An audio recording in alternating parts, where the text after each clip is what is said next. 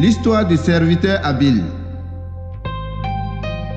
Luc chapitre 16, versets 1 à 13.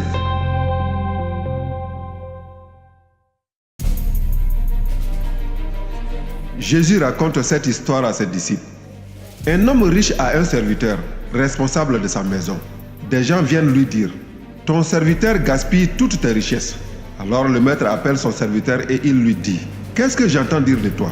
Rends-moi tous les comptes de la maison.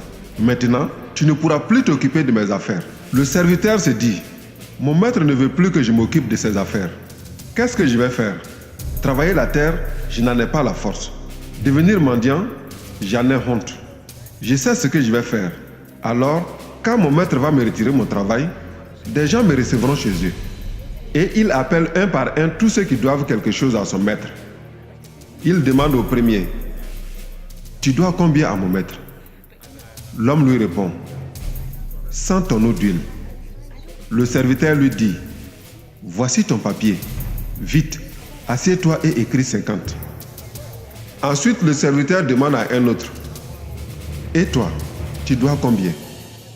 L'homme lui répond, « 100 sacs de grains. » Le serviteur lui dit, « Voici ton papier, écris 80. » Alors le maître dit du bien de ce serviteur malhonnête, parce qu'il a été habile.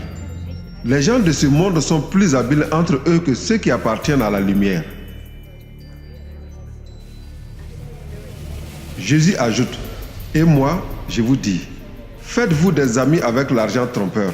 Ainsi, quand l'argent n'existera plus, Dieu vous recevra dans sa maison pour toujours. Quand on peut faire confiance à quelqu'un pour une toute petite chose, on peut lui faire confiance aussi pour une grande. Et quand on est malhonnête pour une toute petite chose, on est malhonnête aussi pour une grande.